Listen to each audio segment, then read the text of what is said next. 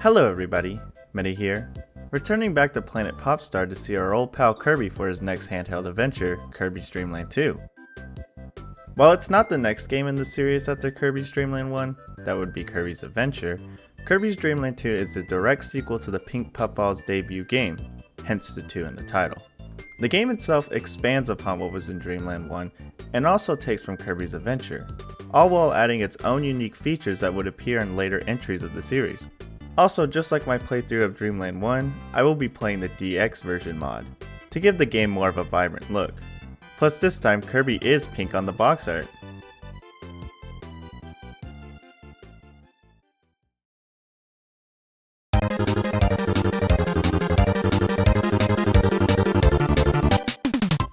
Just like its predecessor, Kirby's Dreamland 2 is a 2D platform that is a bit on the short side, mostly due to it being on a Game Boy cartridge, but it is a lot longer than Dreamland 1's 5 stages. Instead, Kirby's Dreamland 2 takes place on the Rainbow Islands that are made of 7 different levels. Each of these levels feature a number of stages ranging from 3 to 7, and a boss at the end once each stage has been completed. This gameplay loop was taken from Kirby's Adventure, and it works really well. So well that it stayed in the series to this day. Of course, once again you take the role of the Star Warrior himself, Kirby, who possesses the same abilities as before. You can jump, fly by pressing up, inhale, and spit out your enemies as projectiles. However, this time Kirby has another skill he brought from his last adventure, copy abilities. While it was first introduced in Kirby's Adventure, copy abilities are powers that Kirby can use by swallowing specific enemies, essentially stealing their powers. Dreamland 2 features 7 copy abilities: Fire, Ice, Spark, Cutter, Stone, Spike, and Parasol, each sporting a unique attack to them which can be used to fight against enemies or solve puzzles. I'm really happy that these exist in the game because it not only adds more variety to Kirby's moveset, but it also adds more options for the player to experiment with. As much as the old inhale-exhale technique is a staple of Kirby's moveset, and a great means for combating foes, copy abilities give players a choice in how they defeat their foes and advance through each level. Plus, people will always find one that they love and stick to using it as much as possible. The next big thing this game features is the debut of Kirby's animal friends, Rick the hamster, Coo the owl, and Kind the fish. Each of these animal friends specializes in a certain field. Rick can dash through fields with ease and doesn't slip on ice, however he can only jump and not fly. Coo soars through the skies with better controls and overtakes any gust of wind, but really hates water and has a bigger hitbox. And Kind makes swimming better than before and can push against any current, but is very slow on land and also can't fly.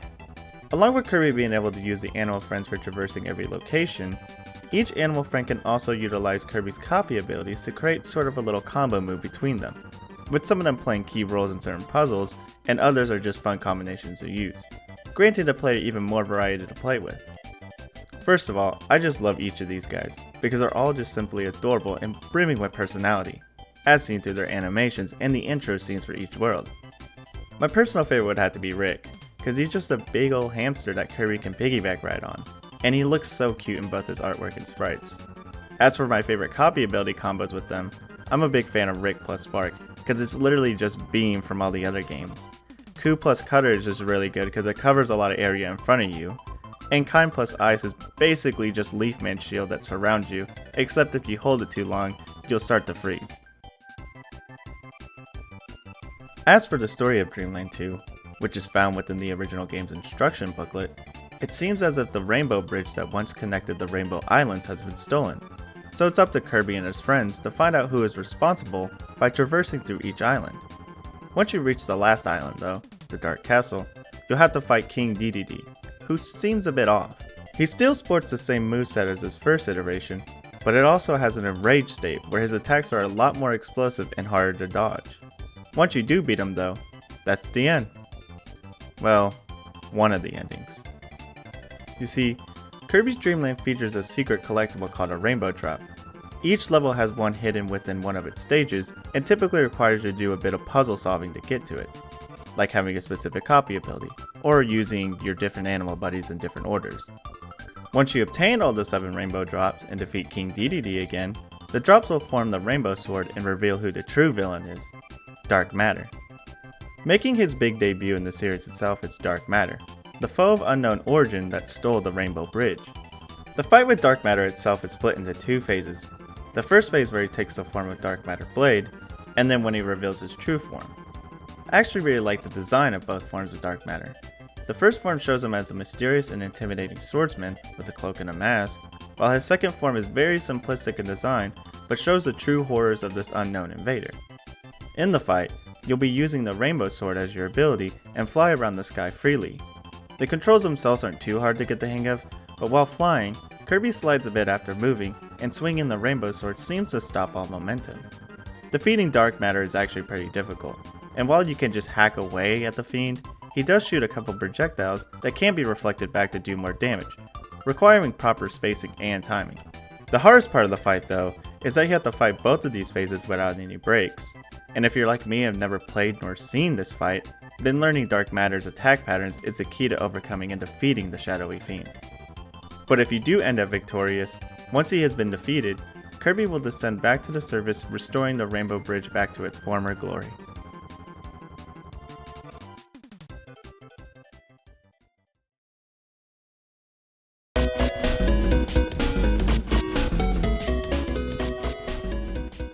While the music of Dreamland 2 might not feature the most advanced tracks out there, mostly due to the Game Boy only offering 4 sound channels, composers Hirokazu Ando and Tadashi Ikigami made some pretty great tracks that fit each environment and situation. Some of my favorite songs would have to be each of the Animal Friends themes because they highlight each of their personalities. Let's give them a listen.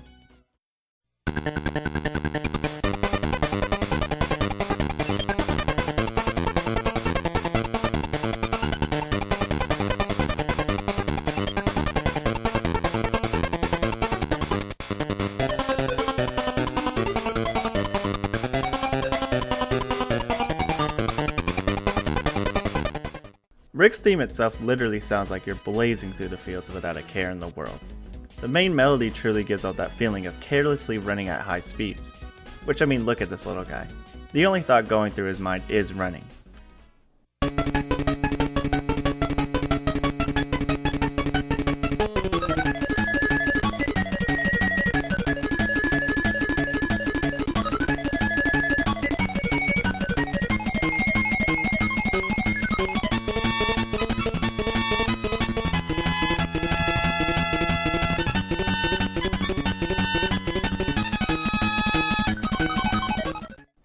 Ku's theme really gives off the vibe of soaring through the skies boldly, and you can really feel the energy in this theme through the rising arpeggios backing the main melody.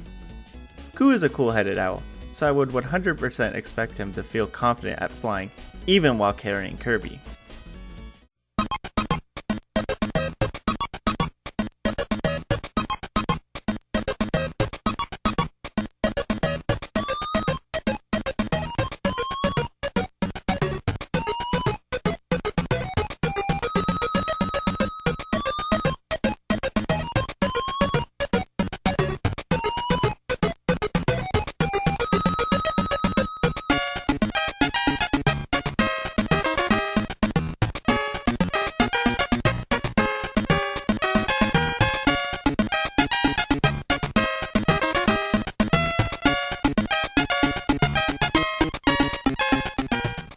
Compared to the others, Kind's theme is just so laid back. It feels like you're just enjoying a day at the beach floating through the ocean without a care in the world.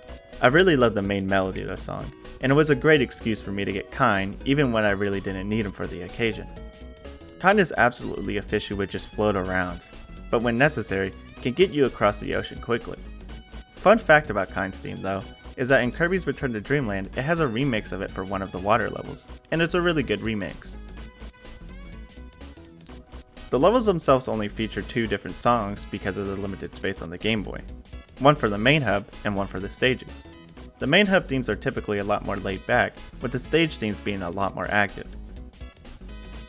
Some of my favorites include Big Forest's stage theme,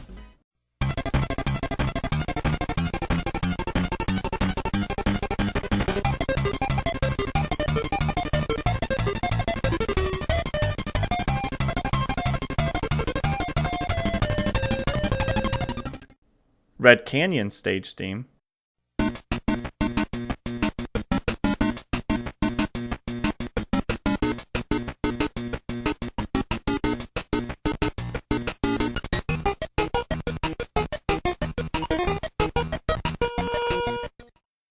Cloudy Park's hub theme,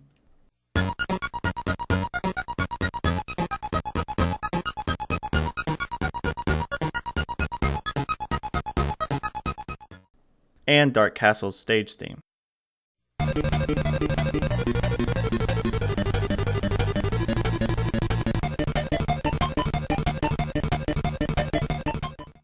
I also really like the themes for the final boss, but I won't spoil those. I just have to say that they are indeed really great final battle themes, and they kinda remind me of something else though.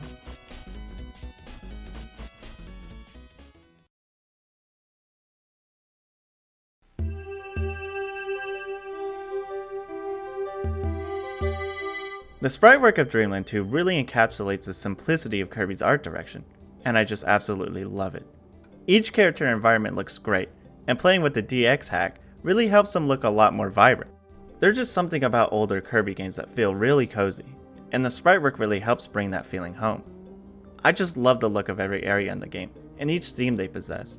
Also, the backgrounds that each of them feature are simple, yet effective to the mood of each area.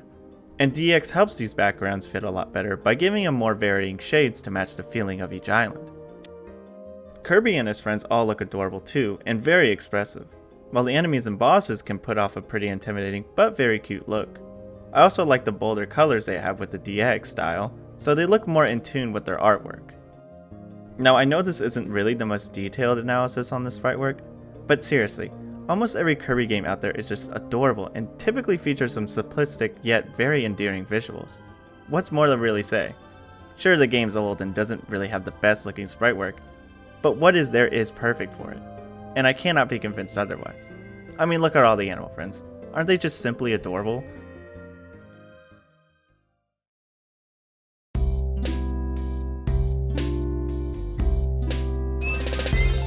Kirby's Dreamland 2 is a big step up from its predecessor, and I had a wonderful time playing through it, despite some of my skill issues.